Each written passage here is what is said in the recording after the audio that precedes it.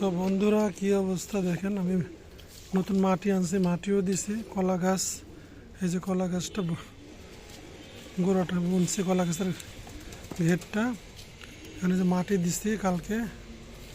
এখন এই যে সবজি পচা পানি তো রেগুলার দিতেই আছে, এই যে সবজি পচা পানি। আপনারা চাইলে এইভাবে জৈব তরলটা করতে পারেন, বাসায় করে দিতে পারবেন। এই যে এই পানি আমি এখন দিয়ে আসলাম গাছে গাছে।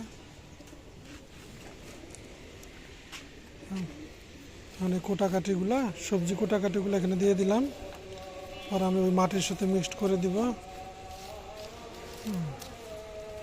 আর এই যে এটা কলা গাছ, কাঁচকলা, জাতীয় কলা দুইটাই দেওয়া হয়েছে দুই পাশে। এখন দেখা যাক কি হয়, কোনটা হয়। বেজি তো নষ্ট করে ফেলে, বেজি।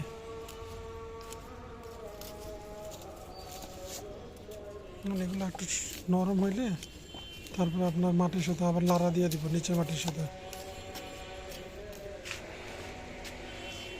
আমি জৈব সার কিনতেছি না।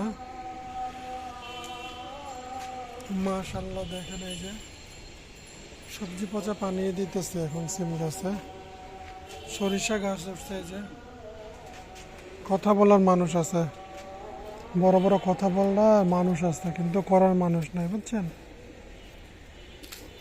সেটা যে কোনো বিষয়ই বলেন।